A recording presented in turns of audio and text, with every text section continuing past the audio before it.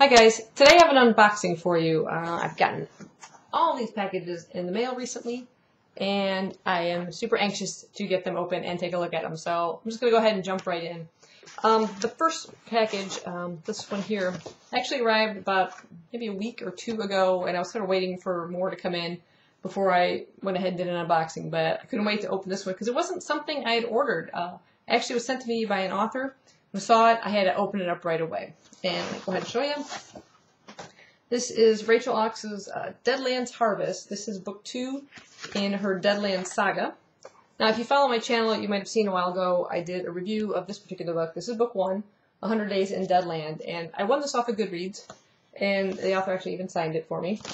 And I absolutely love this book. It's a zombie story, but it's sort of based on Dante's Inferno, the epic poem, and the book is actually broken up into the various levels of hell. And we have Cash, a 20-year-old female who's sort of our main character. She takes the place of Dante, and she meets a truck driver, kind of an older fellow, former military person who suffers from post-traumatic stress disorder. He's sort of nicknamed Clutch, and he ends up sort of like Virgil, Cash's guide through this hell that they find themselves in. This book was full of action. I did a full review on this. I'll go ahead and put a link to it. But the author very kindly sent me the second book in this series. And this sort of is a little picture of the 3 books that'll be coming out. This one has not yet been released. This is Deadland Rising. So there's a book for like each one of the various levels of hell. So Deadlands Harvest, this one was released in spring of 2014, and Deadland Rising is due in the winter of 2014. And yeah, she said she knows how much I enjoyed her first book, so she very kindly sent me book 2. And also signed that one for me. So I really, really love this. I can't wait to start this one. So thank you, Rachel. So on to the other packages. This group right here is from the Book Depository. Why do they have to send each one in a separate package? I don't know. Maybe it's cheaper for them. But the reason I ordered these from the Book Depository is because these are books that I wanted specifically with the UK covers. So I had to order directly to them. So let's go ahead and open up one.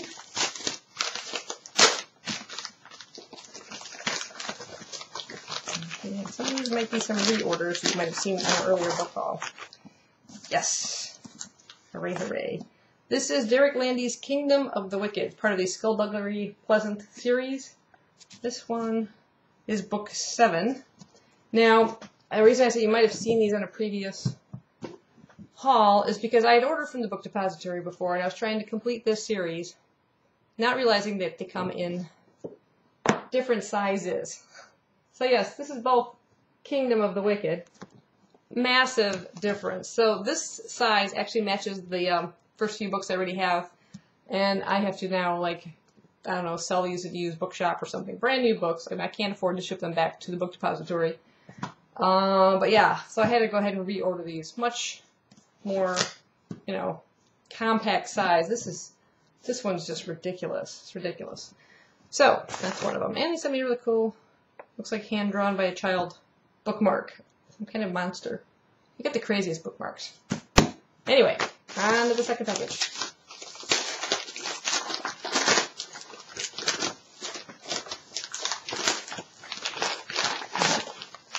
Okay, let's our bookmark in this one.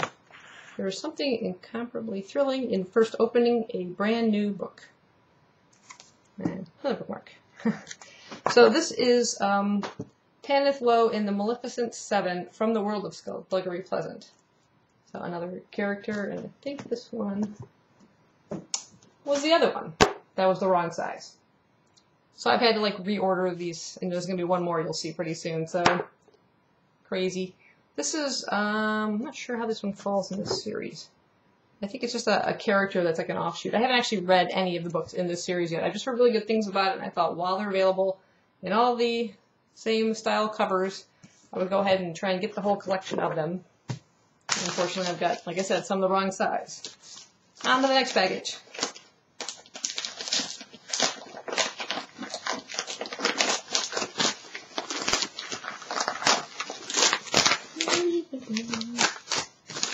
This is probably the third one.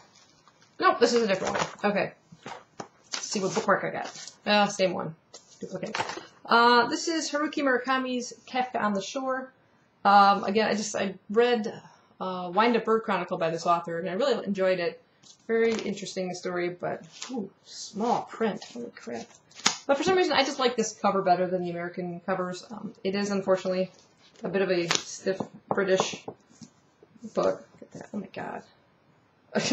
But, yeah, hopefully I won't have a cracked spine. I probably will end up with it. But either way, I still kind of like that cover. I just thought it was really, really simple and interesting. I like the way there's the cat face, and then there's the human face in there.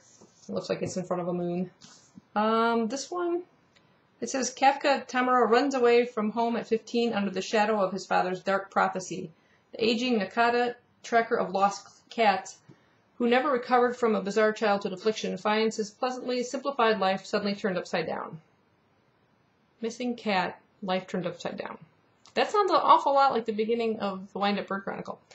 As their parallel odysseys unravel, cats converse with people, fish tumble from the sky, a ghost-like pimp deploys a Hegel-spotting girl of the night, a forest harbors soldiers apparently unaged since World War II, and there is a savage killing, but the identity of both victim and killer is a riddle, one of the many which combine to create an elegant and dreamlike masterpiece. Sounds like something as bizarre as Neil Gaiman would write. But this would be my second exposure to Murakami's book, so see how it goes. Sounds like a very strange plot. Next package.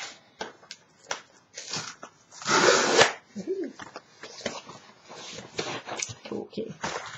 This one is a book I saw on Charlie's channel over at Duvet Day Devours, and she raved about it, and I was really intrigued, so I thought I would go ahead and get it. And this is Audition by Ryu Murakami. I don't think it's any relation to the other Murakami. See how it's spelled? Although it is spelled exactly the same. Yeah, really thin little book, but I like these covers as well. They almost look like a manga cover, kind of interesting.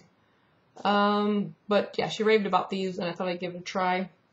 There's another one called Piercing. I can't quite get the third one. It's really tiny on the back here, but I think she read the Piercing and this one. It just says, since the death of his wife 7 years ago, documentary maker Oyama has not dated anyone. Now even his teenage son, Shige, thinks that he should remarry, and his best friend, Yoshikawa, comes up with a plan to hold fake film auditions from which he can choose a new bride. Of the 1,000 to apply, it is a beautiful ballerina, Yamasaki Asami, who captivates Oyama. Infatuated by her fragile nature and nervous smile, he ignores his increasing sense of unease about his new love until it may be too late. So kind of this is a Japanese master of the psycho thriller. Really, really short book. 200 pages exactly. And fairly large print, so should be something I get through fairly quickly. No bookmark. Okay, and the last one I have from the Book Depository. This is probably the other book in the Skullduggery series.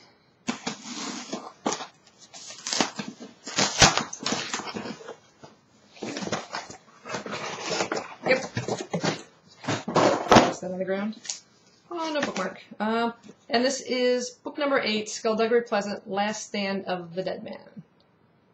This was a chunky one, but I just really love these covers. They're just so bright and really grab your attention. And this monster beast is the original one I had ordered.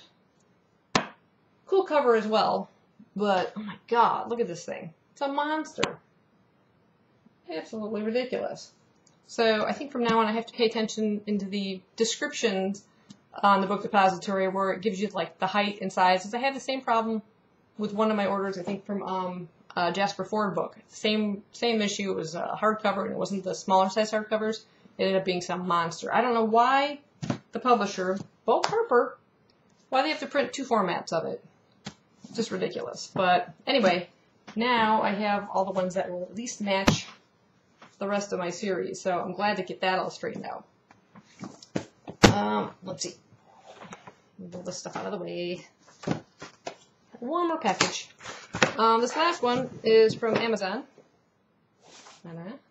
I ordered a couple books, and I think there's some art supplies in here too, because I haven't done anything artistic in a while, and I was just sort of in the mood. So hopefully it's all in one package.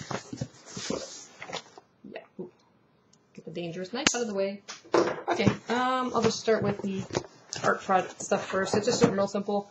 This is a real nice kind of art sketchbook, hardcover.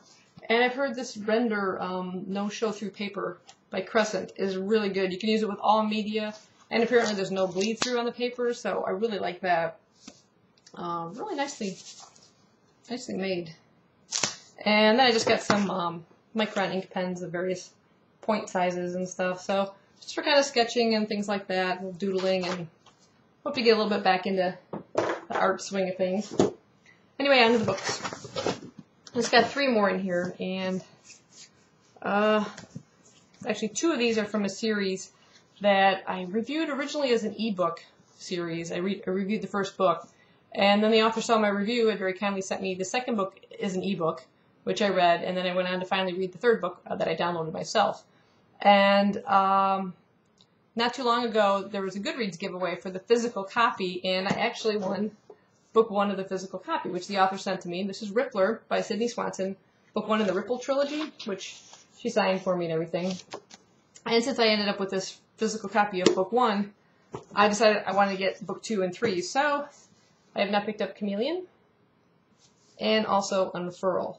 And this is a story about a young girl. It's been a while since I've read it. I forgot her first name. Oh. I do have to reread this series, seriously. God, Gwen.